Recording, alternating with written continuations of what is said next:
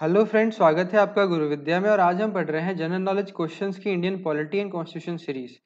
इसके अंदर अपन इंडियन पॉलिटी और कॉन्स्टिट्यूशन से रिलेटेड क्वेश्चंस पढ़ेंगे। तो हम स्टार्ट करते हैं फर्स्ट क्वेश्चन से। The portfolios are allocated to the ministers bye.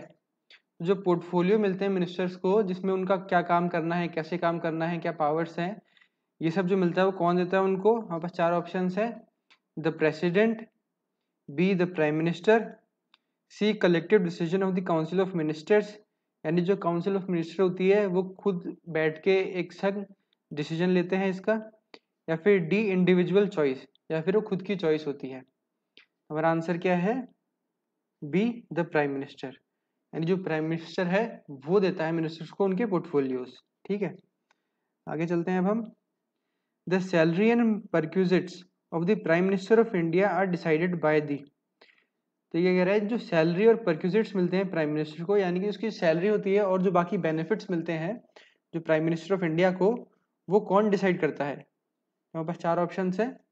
Constitution decide करता है, कैबिनेट डिसाइड करता है, पार्लियामेंट डिसाइड करता है, या फिर प्रेसिडेंट डिसाइड करता है। हमारा आंसर क्या है? सी पार्लियामेंट। जो पार्लियामेंट है वो डिसाइड करता है कि जो प्राइम मिनिस्टर ऑफ इंडिया है उसको क्या सैलरी मिलेंगी और क्या परक्यूजिट्स मिलेंगे। ठीक है, आगे चलते हैं अब हम।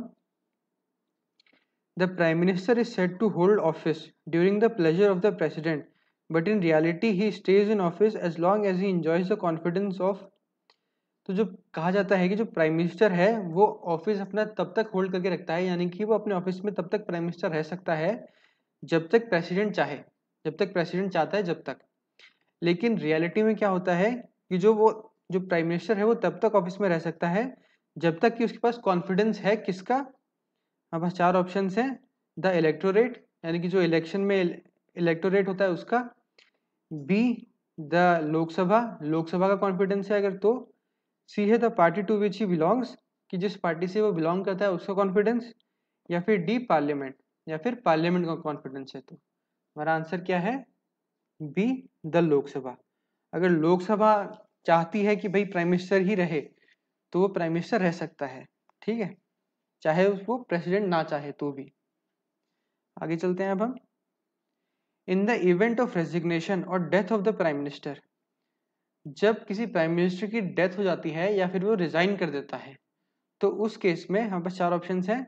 द मिनिस्ट्री इज डिसॉल्व, जो मिनिस्ट्री होती है प्राइम मिनिस्टर की वो डिसॉल्व हो जाती है यानी खत्म हो जाती है। B fresh general elections must take place, कि दोबारा से नए जनरल इलेक्शंस होने चाहिए। C the cabinet may choose another leader, कि जो कैबिनेट बना हुआ है पहले से वो नया लीडर चुन सकता है। या फिर D the president decides what to do, या फिर जो प्रेसिडेंट होता है वो डिसाइड करता है कि अब आगे क्या करना है। हमारा आंसर क्या है? ए द मिनिस्ट्री इज डिसॉल्व्ड, जो मिनिस्ट्री होती है वो खत्म कर दी जाती है। ठीक है, आगे चलते हैं अब हम। द प्राइम मिनिस्टर इज, जो प्राइम मिनिस्टर है वो क्या है? ए इलेक्टेड बाय लोकसभा, कि वो लोकसभा के द्वारा इलेक्ट होता है। Be elected by the parliament, कि वो पार्लियामेंट के द्वारा इलेक्ट होता है। सी अपॉइंटेड बाय द प्रेसिडेंट, कि उसे प्रेसिडेंट अपॉइंट करता है। या फिर D nominated by the party enjoying majority in Lok Sabha, कि जो पार्टी जो मेजोरिटी में होती है लोकसभा में वो नॉमिनेट करती है कि कौन प्राइम मिनिस्टर बनेगा। हमारा आंसर क्या है? सी अपॉइंटेड बाय द प्रेसिडेंट, यानी कि जो प्रेसिडेंट होता है वो अपॉइंट करता है प्राइम मिनिस्टर को। ठीक है, आगे चलते हैं अब हम। द प्राइम मिनिस्टर इज, जो प्राइम मिनिस्टर है, सॉरी द प्राइम मिनिस्टर, जो प्राइम मिनिस्टर है हमारे चार ऑप्शन है। इज हेड ऑफ गवर्नमेंट, कि वो जो गवर्नमेंट होती है उसका हेड होता है। B is the leader of Lok Sabha, कि जो लोकसभा होती है उसका लीडर होता है। या फिर she may change the portfolios of the ministers at will, कि वो जो मिनिस्टर्स हैं उसके उनका जो पोर्टफोलियो है वो उनको अपनी मर्जी से चेंज कर सकता है। या D may do all of the above, या फिर वो ऊपर दिए गए सारे काम करता है। हमारा आंसर क्या है? D may do all of the above, यानी कि वो हेड ऑफ द गवर्नमेंट भी होता है, वो लोकसभा का लीडर भी होता है, और वो अपनी मर्जी से जब चाहे मिनिस्टर्स के पोर्टफोलियो भी चेंज कर सकता है। ठीक है, आगे चलते हैं अब हम।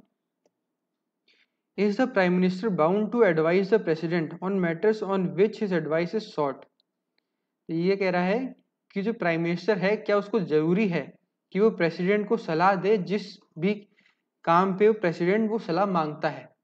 यानी कि अगर कोई प्रेसिडेंट है हमारी कंट्री का जो प्रेसिडेंट है, अगर वो प्राइम मिनिस्टर से कोई भी सलाह मांगता है तो क्या प्राइम मिनिस्टर बाउंड है, यानी कि जरूरी होता है कि प्राइम मिनिस्टर को कि उसको सलाह देनी पड़ेगी।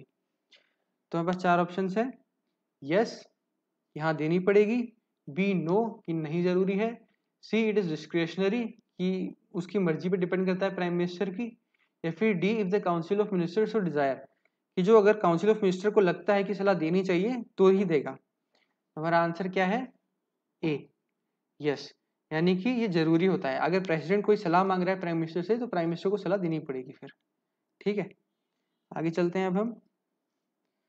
The rank of the different ministers in the union council of ministers is determined by the, तो जो रैंक है मिनिस्टर्स की किसके अंदर, यूनियन काउंसिल ऑफ मिनिस्टर्स के अंदर, तो वो कैसे डिटरमाइन होती है, मतलब उससे कैसे पता चलती है क्या रैंक है। तो हमारे पास चार ऑप्शन है, वो डिटरमाइन होती है प्रेसिडेंट के द्वारा कि प्रेसिडेंट बताता है क्या रैंक है किसकी, बी प्राइम मिनिस्टर के द्वारा डिसाइड होती है, सी कैबिनेट सेक्रेटरी के द्वारा डिसाइड होती है, या फिर D speaker of the Lok Sabha, यानी जो लोकसभा का स्पीकर होता है उसके द्वारा डिसाइड होती है। हमारा आंसर क्या है, बी, जो प्राइम मिनिस्टर है वो बताता है कि जो मिनिस्टर्स हैं काउंसिल ऑफ मिनिस्टर्स के उनकी डिफरेंट रैंक्स क्या है। ठीक है, आगे चलते हैं अब हम नेक्स्ट क्वेश्चन पर।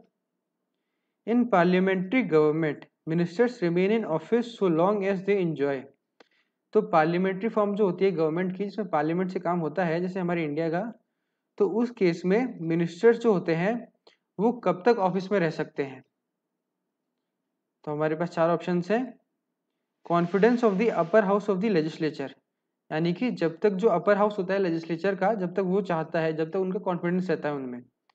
B support of the arm forces, जब तक कि जो आर्म फोर्सेस है हमारी जो मिलिट्री है आर्मी है उनका सपोर्ट मिलता है उनको। C confidence of the popular chamber of commerce, वो sorry popular chamber of legislature, कि जब तक उनका कॉन्फिडेंस बना रहता है किसमें, जो पॉपुलर चेंबर ऑफ लेजिस्लेचर है उसमें। या फिर डी पॉपुलर सपोर्ट, जब तक वो पॉपुलर सपोर्ट में रहते हैं। तो हमारा आंसर क्या है, C confidence of the popular chamber of commerce, यानी कि वो sorry popular chamber of legislature, यानी कि जो लेजिस्लेचर है उसमें जो भी पार्टी पॉपुलर है मतलब उसमें है पावर में होती है, जब तक कि उसका कॉन्फिडेंस रहता है, मतलब जब तक कि वो चाहती है कि कौन से मिनिस्टर ऑफिस में रहेंगे तब तक वो मिनिस्टर्स ऑफिस में रहते हैं। ठीक है, आगे चलते हैं अब हम। Collective responsibility of the cabinet was introduced in India by the, तो ये क्या कह रहा है, जो कैबिनेट होता है हमारा मिनिस्ट्री का कैबिनेट होती है उसकी जो कलेक्टिव रिस्पॉन्सिबिलिटी होती है यानी कि सामूहिक जो रिस्पॉन्सिबिलिटी होती है वो कब इंट्रोड्यूस हुई थी इंडिया में। तो बस चार ऑप्शन है, ए गवर्नमेंट ऑफ इंडिया एक्ट 1935 से हुई थी, बी मिंटो मॉर्ली रिफॉर्म से हुई थी, सी इंडिपेंडेंस एक्ट 1947 से हुई थी, या फिर डी कॉन्स्टिट्यूशन ऑफ इंडिया में ये जो कलेक्टिव रिस्पॉन्सिबिलिटी है ये इंट्रोड्यूस की गई थी। हमारा आंसर क्या है, डी, जो कॉन्स्टिट्यूशन ऑफ इंडिया है उसके द्वारा ये जो कलेक्टिव रिस्पॉन्सिबिलिटी होती है कैबिनेट की ये इंट्रोड्यूस की गई थी। ठीक है, आगे चलते हैं अब हम इस वीडियो के लास्ट क्वेश्चन पर।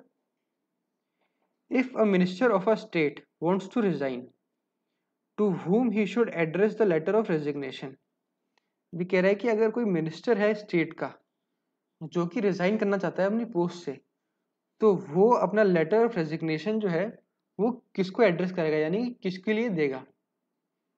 तो हमारे पास चार ऑप्शन है, पहला चीफ मिनिस्टर को देगा ये लेटर ऑफ रेजिग्नेशन, दूसरा स्पीकर ऑफ विधानसभा को देगा ये लेटर ऑफ रेजिग्नेशन, तीसरा गवर्नर ऑफ स्टेट को देगा लेटर ऑफ रेजिग्नेशन, या फिर चौथा है leader of his political party, यानी कि जो उसकी पॉलिटिकल पार्टी से है वो जिस पॉलिटिकल पार्टी से वो है उस पॉलिटिकल पार्टी के लीडर को देगा अपना लेटर ऑफ रेजिग्नेशन। तुम्हारा आंसर क्या है, ए, जो चीफ मिनिस्टर है उसको दिया जाएगा ये लेटर ऑफ रेजिग्नेशन। ठीक है, तो इसी के साथ हमारे इस वीडियो के क्वेश्चंस कंप्लीट होते हैं। उम्मीद है कि आप लोगों ने कुछ नया सीखा होगा। अब हम मिलेंगे नेक्स्ट वीडियो में नए क्वेश्चंस के साथ, तब तक के लिए धन्यवाद।